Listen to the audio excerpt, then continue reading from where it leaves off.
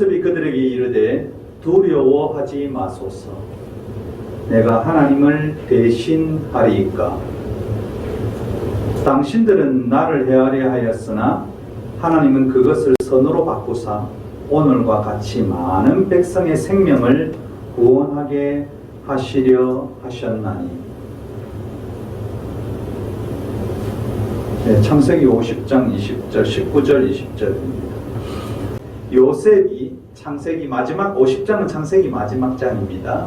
마지막 장에서 이렇게 그 두려워하고 있는 아버지 야곱이 죽고 나서 두려워하고 있는 형들에게 사실 어떻게 보면 요셉의 신앙 고백이라고 할 수 있습니다.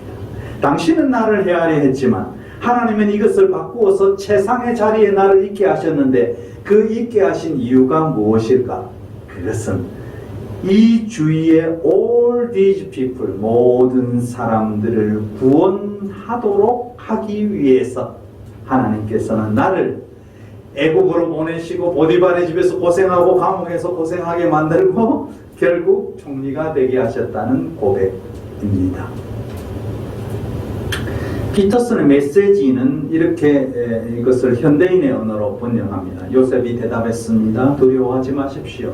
내가 하나님을 어떻게 대신하겠습니까? 보시다시피 형님들이 나를 해치려고 악한 일을 꾸몄으나 하나님께서는 그 계략을 선으로 바꾸셔서 나를 이롭게 하시고 지금 형님들 주위에서 이루어진 모든 일에서 보는 것처럼 수많은 사람들도 살리신 것입니다.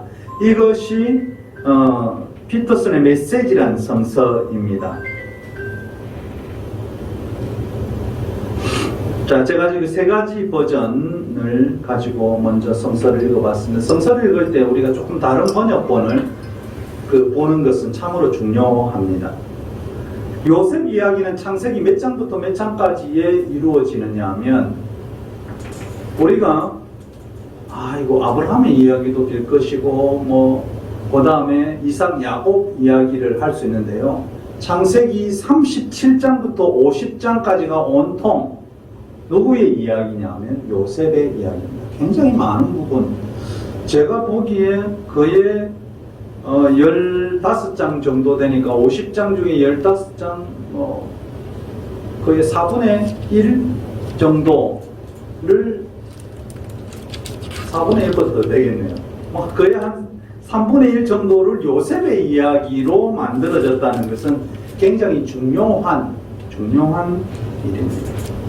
그러니까 요셉의 이야기는 굉장히 중요하다는 거죠.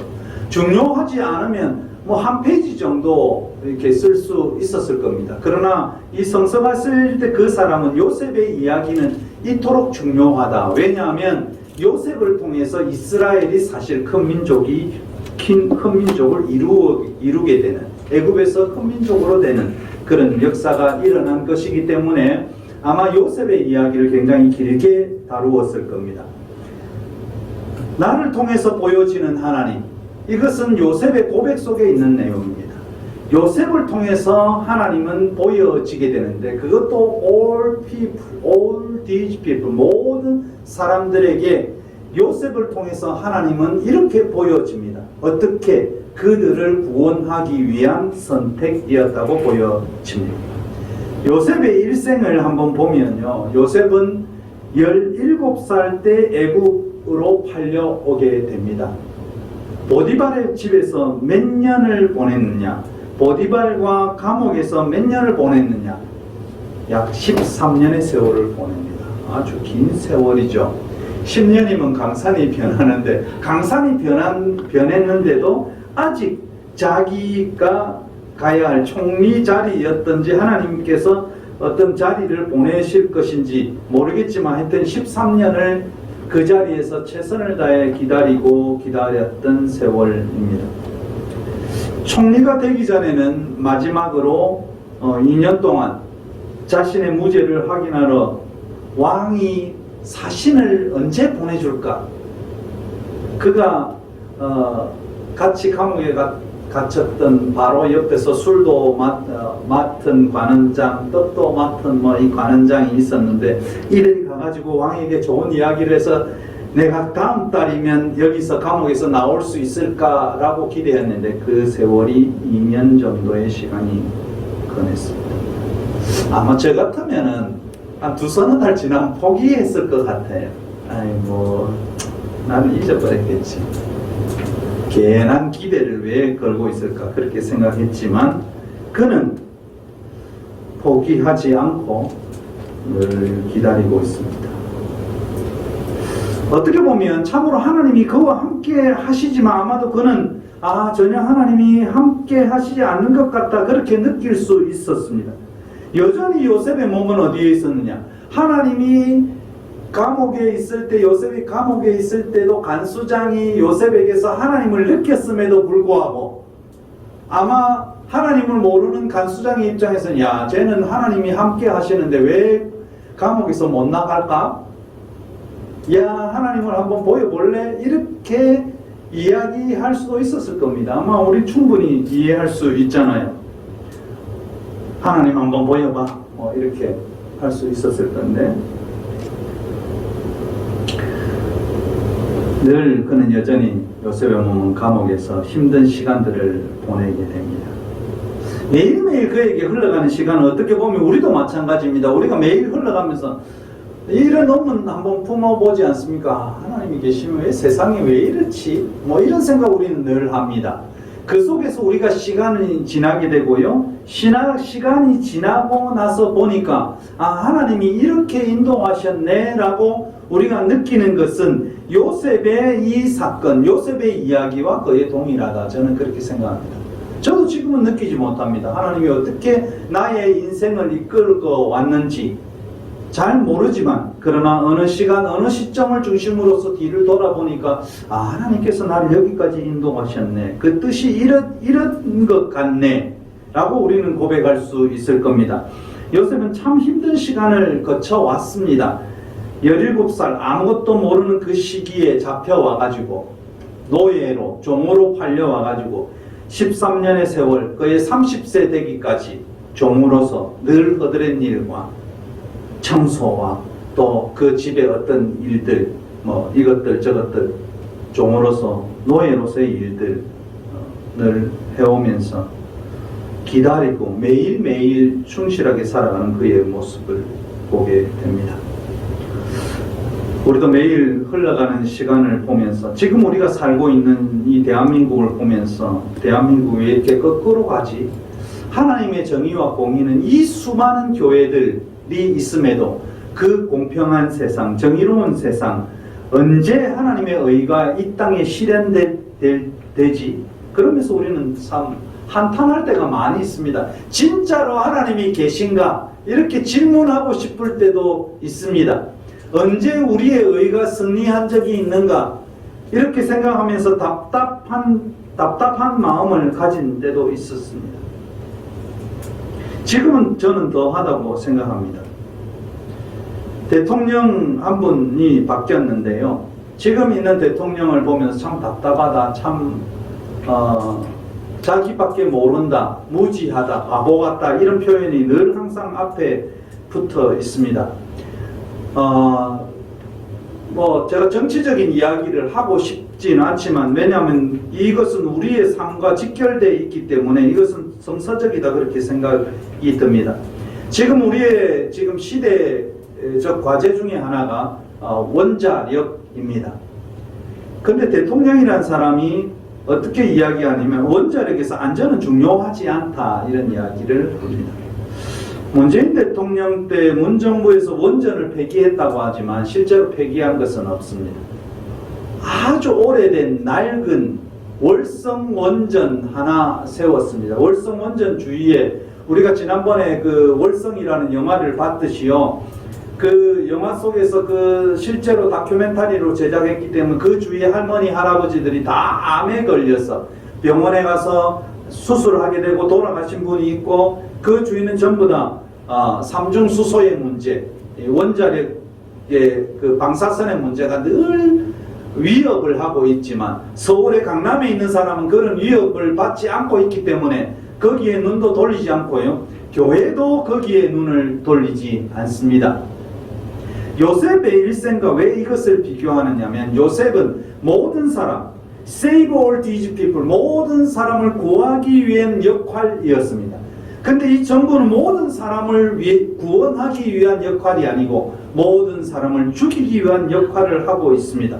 안전이 중요합니까? 생명이 중요합니까? 생명이 더 안전보다 중요합니다. 돈보다 중요한 게 생명입니다. 우리가 살아가는 삶보다 중요한 게 내가 살아야 삶이 있는 겁니다. 우리는 얼마 전에 후쿠시마 원전 이제 10여 년이 훨씬 지났는데요. 그 원전 사건을 보면서 후쿠시마 주위는 전부 다 초토화되어 있습니다. 지금도 방사선으로 힘들어하고 있습니다. 그 회복되는 것은 저는 학자들도 마찬가지지만 불가능하리라 그렇게 생각이 듭니다. 세계는 모두 사실은 탈원전으로 가고 있습니다. RE100 이러면서 앞으로는 재생에너지를 써야만이 그 물건, 그 제품을 유럽에서 사주겠다. 이런 이야기 하면서 지금 대기업들은 비상이 걸려 있는데요. 원전은 이 재생에너지에 들어가지 않습니다. 이제 아예 결정을 내린 사건인데 이것은 사실 전 세계 경제에 엄청난 영향을 미칠 건데요. 근데 이 정부에서는 탈원전은 바보 같은 짓이다 이렇게 이야기하지만 문 정부에서는 바보 같은 짓을 하지 않았습니다. 왜냐하면 앞으로 원전을 더 짓지 않겠다는 것이지. 그리고 지금 계획됐던 걸 스톱시키는 것이지. 그리고 정말 노후된 이 원자력 발전소를 스톱시켰을 뿐입니다. 그런데 여기에 동조한 기독교 장로가 누구냐 하면 지금 국회의원 된 기독교 장로 최땡땡이란 국회의원입니다. 그건 감사원장은 있을 때 월성 원전 이 폐기되고 방사능이 줄줄 새는 월성 원전은 잘못된 거다 수도시킨 것은.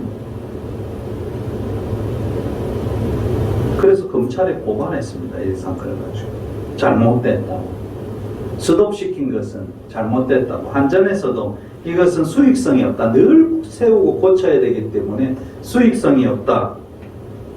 나는 이분에게 말하고 싶습니다. 월성 원전 주위에 와서 온 가족이 매일 아침에 대국가 사절까지 부르면서 거기서 한 1년만 살아보라고 부르고 이야기하고 싶습니다. 아마 1년 안에 돌아가실 겁니다. 거기에 살게 되고.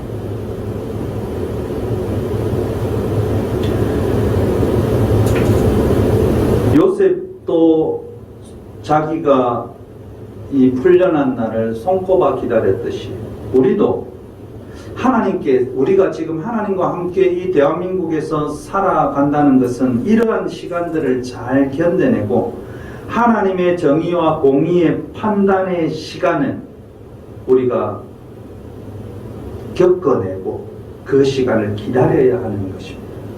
그 때를 깨닫는 것, 그것이 그리스도인들에게 필요한 것이고요. 한국 교회가 필요한 것은 뭐냐?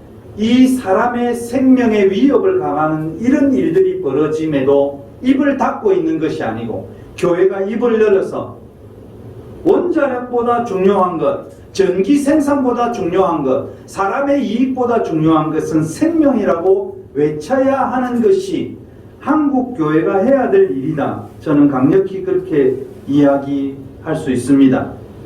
우리가 요셉을 생각할 때 우리 요셉은 많은 역경을 거치고 마침내 총리가 되었습니다. 어떻게 보면 세상적으로 성공했다 그렇게 말할 수 있을 것입니다. 그렇지만 그는 이러한 성공이 내가 이 자리에 이 포지션에 온 것은 하나님의 계획이었고 이 계획 속에서 내가 사람들을 구원하기 위해서 그들의 생명을 구원하기 위해서 이 자리에 왔다.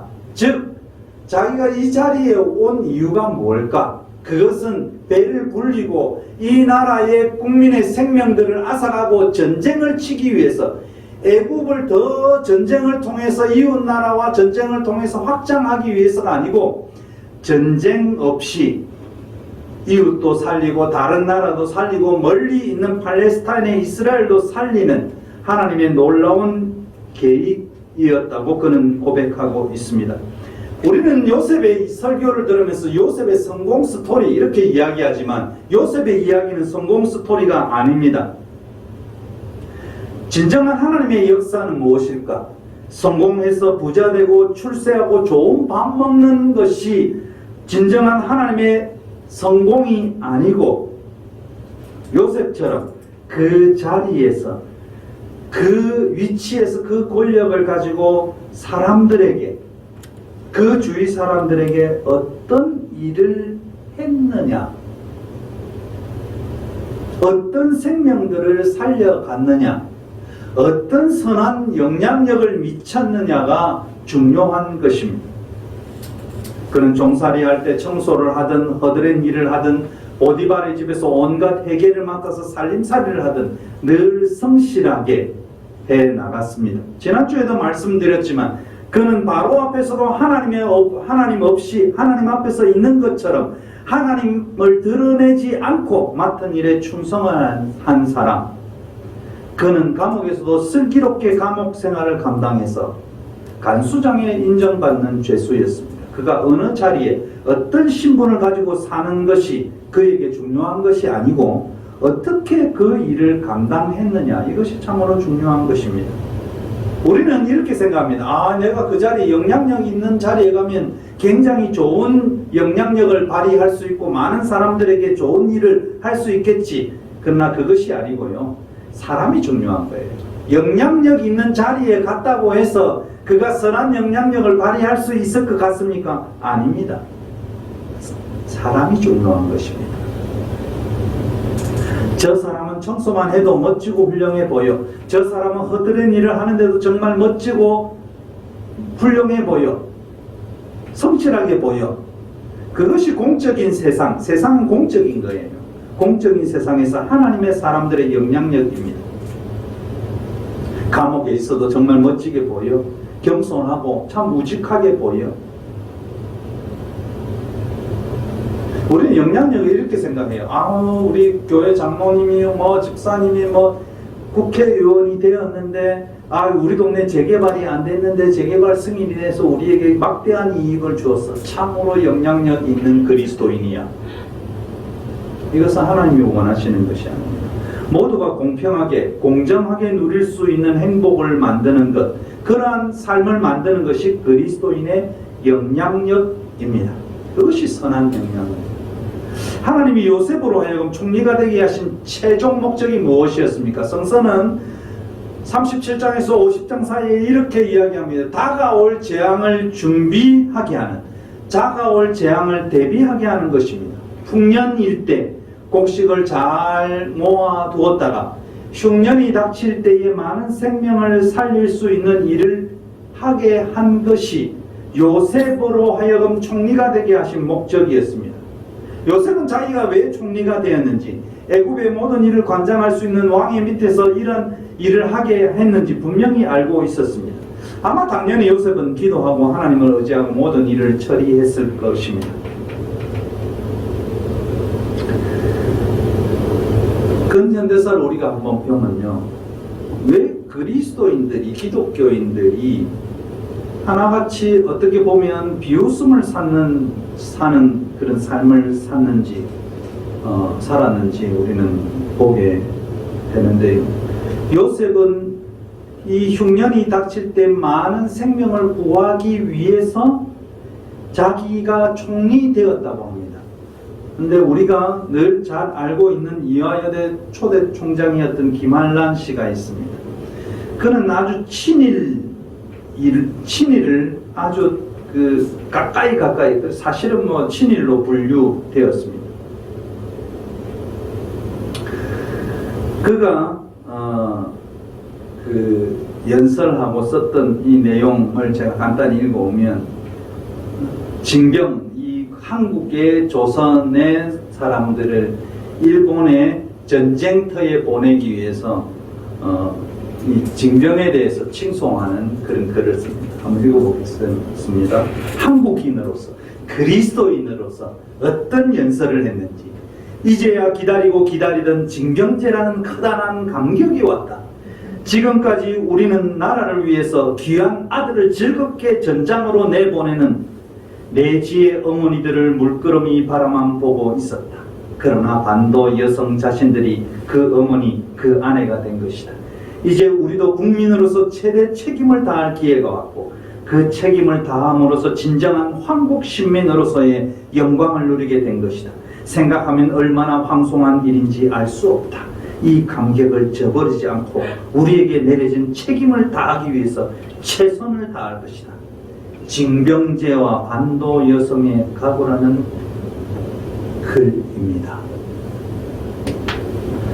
자기의 동족을 이 죽음의 전쟁터로 내모으는 이럴 일을 조국을 위해서가 아니고 일본을 위해서 전혀 부끄럽지 않는 그런 내용으로, 그런 자신감으로 징병제와 반도 여성의 각오란 제목으로 글을 기고합니다. 얼마나 부끄럽습니까? 생명을 죽이는 일에, 그것도 기독교인이 최고의 시대의 교육을 받고 신문물을 접한 기독교인이 할 수 있는 이야기다, 연설이다, 글이다, 그렇게 볼 수가 없습니다.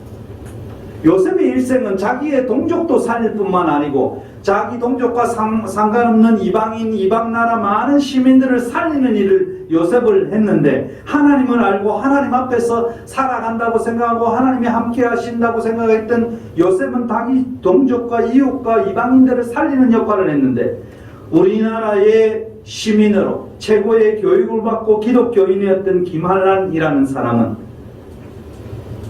많은 청년들, 젊은이들을 전쟁으로 내모는 일에 전혀 꺼리낌 없이 이런 짓을 했다는 것은 정말로 한국교회의 부끄러운 일이라 그렇게 생각합니다.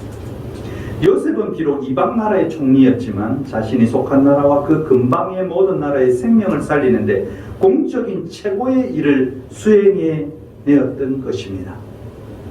요셉의 시대에 이루어졌던 것이 뭐냐면 토지의 국유화입니다. 우리나라는 토지 국유화 이라면 굉장히 그냥 벌쩍벌쩍 뜁니다. 공산주의냐 이렇게 이야기하는데요. 요셉은 토지의 공개념을 설립한 사람이었습니다. 흉년이 길어지니까 많은 사람들이 이제는 뭐 갖다 바치고 이것을 사갈 수 있는 돈이 없었습니다. 그래서 모든 토지를, 우리가 토지를 드릴 테니까 쌀을 주십시오, 이렇게 해서 토지는 다 애국 왕의 소유가 됩니다. 성서는 토지는 소유의 개념이 아니고 경작의 개념입니다.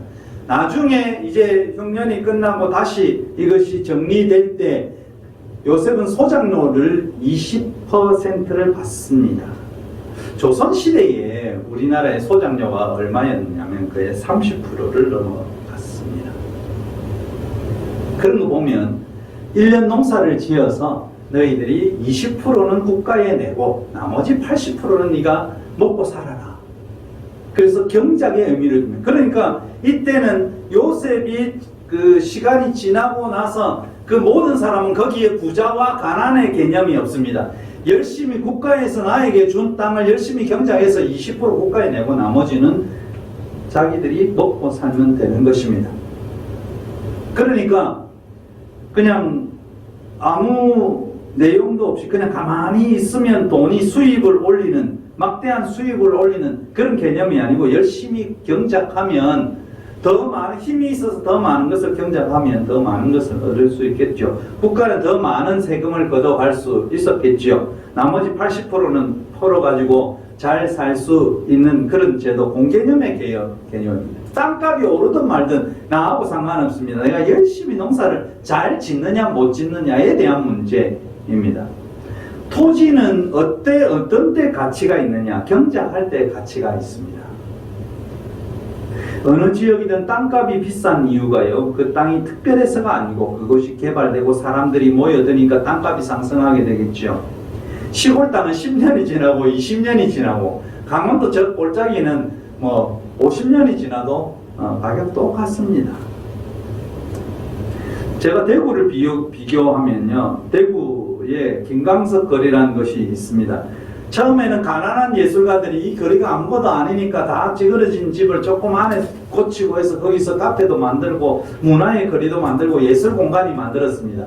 그러니까 사람들이 막 모여들기 시작합니다. 시에서 여기에 개입해가지고 뭐 이것을 개축하는데 또 뭐 어떻게 그 돈을 좀 대어주겠다 뭐 이렇게 해서 그 공간들이 아주 좋아지기 시작하고 사람들이 막 모여오기 시작합니다. 그러니까 집을 가졌던 사람들이 이 가난한 예술가들이 와서 이 거리를 만들었음에도 불구하고 그들 다 쫓아내버립니다. 임대료를 막 막대하게 올립니다. 건물주들은 아무런 수고도 하지 않은 채 막대한 임대료 수입을 올렸습니다. 그리고 그 거리를 만든 많은 청년들 예술가들은 지금 다 쫓겨나서 그 자리에 뭐 프랜차이즈 커피숍 이런 것들이 들어서서 우리의 주머니를 노리고 있죠. 노동이 가치를 만들어내지만 그 가치는 대부분 건물주가 차지하는 이 상황들. 그러나 요셉의 시대는 이 땅의 개념이 소유의 개념이 아니고 경작의 개념이었기 때문에 평등한 모습들을 보게 됩니다. 우리가 지금 이 세상을 보게 되면 사회적 불평등, 빈부격차가 계속 심해지는 것을 보게 됩니다. 오늘날 강남의 부자들은 종부세에 굉장히 민감해해서 대통령이 된 사람들은 종부세 없애야 된다 그렇게 이야기합니다. 그러나 그들이 내는 세금은 그들이 벌어들이는 돈의 정말 100분의 1, 1000분의 1도 안 되는 돈입니다. 수십억 되는 아파트 종부세가 뭐 20만원, 30만원이랍니다. 아마 돈 있는 사람은 20만원, 30만원 굉장히 귀하게 여기는지 모르겠지만 그는 이것으로 난리입니다. 제가 대구를 비교하면요. 2021년도에 대구의 종부세 대상은 3,000채밖에 되지 않습니다. 실제로 0.4%입니다. 이것이 시가 16억 이상 주택 소유자입니다. 그러니까 이것도 가지고 있고 저것도 두 개 가지고 있으면 16억 안에 20억도 되겠죠. 3천 가구인데요. 대구가 80만 가구랍니다. 그 중에 3천 가구니까 0.4%입니다. 그럼 대전에 종부세 내는 가구는 몇 가구일까? 700가구입니다.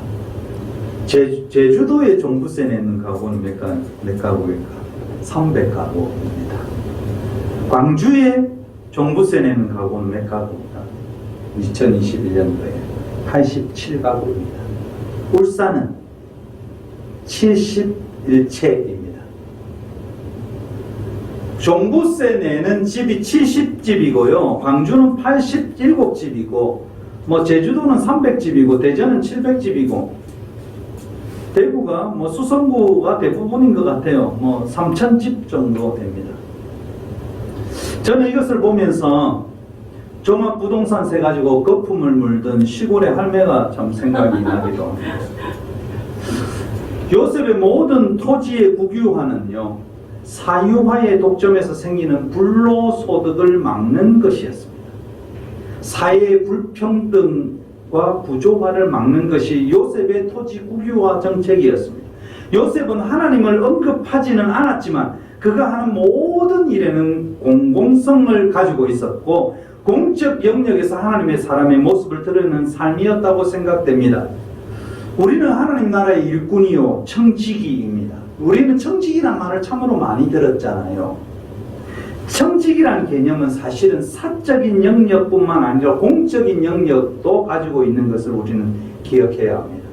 공적 영역의 청지기는 무엇인가? 모든 사람의 유익을 구하고 자신의 충실한 직무 수행을 통해서 많은 사람들의 평안을 만들어 가야 하는 것입니다.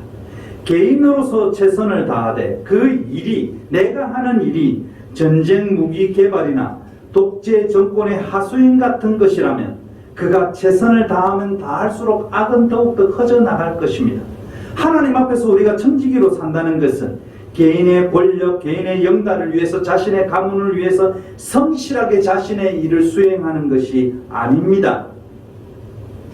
우리 일제시대에 많은 한국 사람 고등계 형사, 조선인 고등계 형사, 악랄한 고등계 형사 얼마나 부지런히 일본을 향해서 충성을 다했습니다. 다했습니까? 청지기로서 역할을 아주 잘 감당했습니다. 전두환의 쫄개들을 보면 맡은 일에 정말 최선을 다했습니다. 그래서 방송사들을 다 꼼짝 못하게 만들고 그 방송사의 사장들은 청지기로서의 역할을 아주 충실하게 했던 것입니다. 하나님은 그런 청지기를 원하지 않습니다.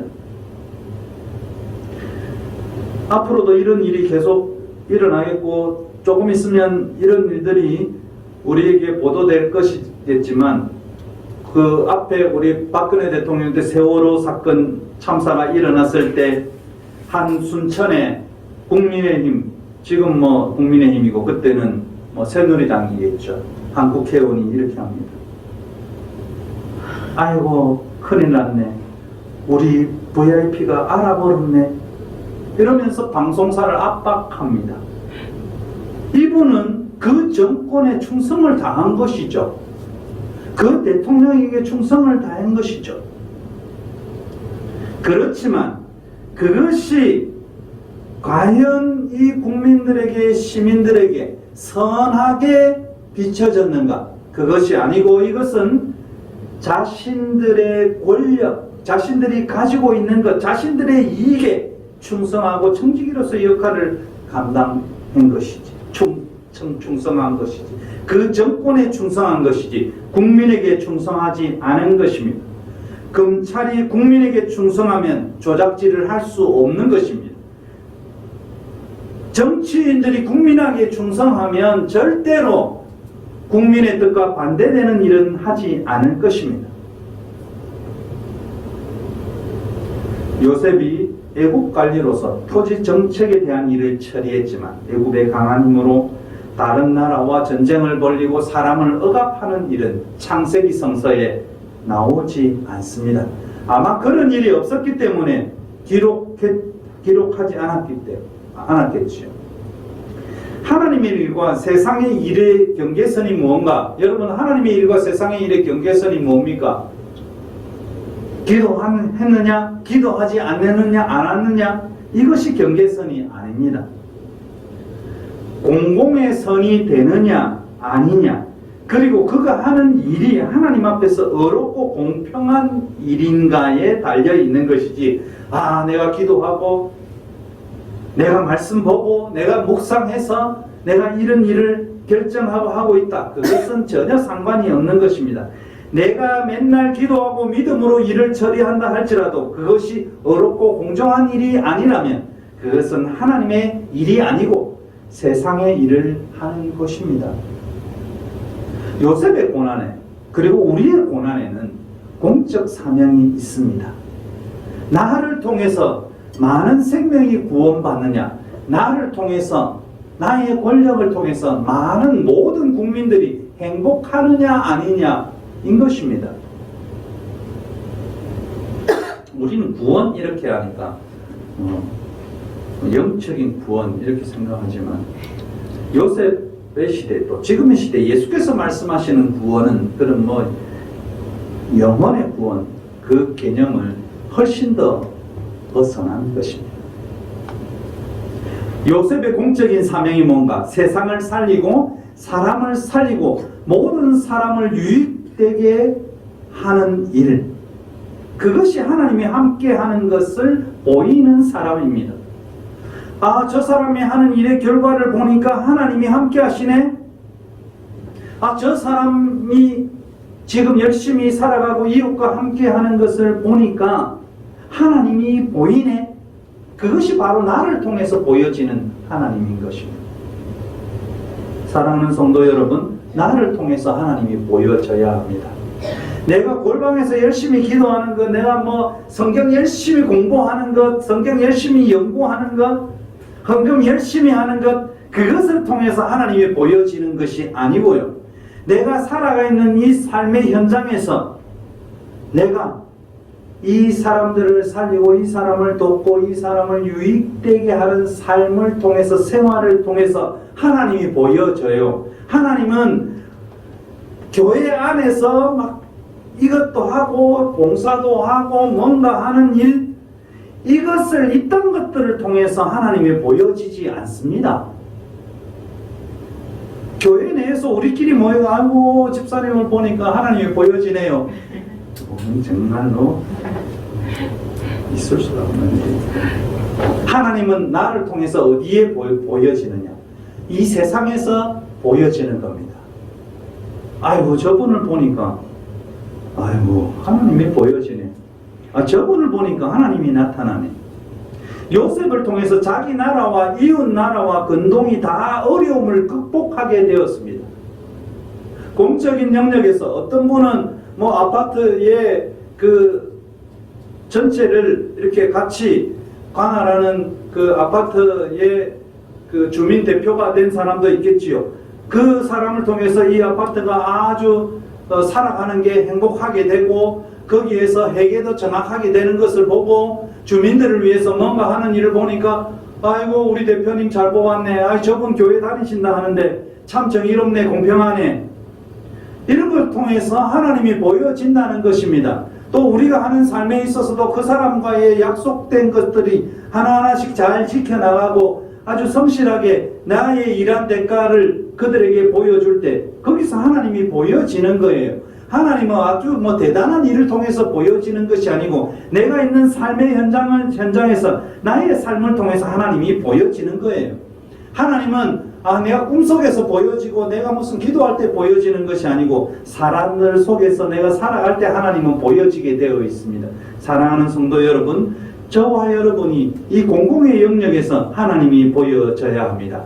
골방에서 내가 혼자 기도할 때 하나님이 보여지는 것이 아닙니다. 내가 묵상하니까 하나님께서 오늘 나에게 뜨거운 감동을 주셨다. 거기서 하나님이 보여지는 것이 아니고요. 하나님은 요셉처럼 이 세상에서 save all these people, 많은 사람을 구원하고 많은 사람을 행복하게 하고 그들과 함께 살아가는 그 세상에서 하나님이 보여져요. 교회가 하나님이 보여져야 되는데, 교회를 통해서 하나님이 보여져야 되는데 보여지지 않는 이유는 자기들만 생각하고 살기 때문에 하나님이 보여지지 않는 것입니다. 자기의 집단을 위해서만, 자기 집단 속에서만 열심히 사랑 외치기 때문에 전혀 이 세상에서 하나님이 보여지지 않는 것입니다. 하나님이 교회에서 하나님이 보여지는 것은 이 세상의 권력에 저항할 수 있어야 되고요. 이 잘못된 원자력 시스템에 저항할 수 있어야 되고요. 검찰이나 경찰에게 모든 권력이 집중되어서 이 정의로운 이 세상이 어그러지는 것에 대해서 도전해야 되고요. 투쟁해야 되는 것. 그를 통해서 하나님이 보여줘요. 교회를 보니까 아이고 세상의 의를 위해서 일하고 있네. 교회를 보니까 세상의 약자를 위해서 일하고 있네. 교회를 보니까 노동자를 위해서 일하고 있네. 이런 것이 보여질 때 하나님이 보여지게 되고 거기서 구원의 역사가 일어나는 것입니다.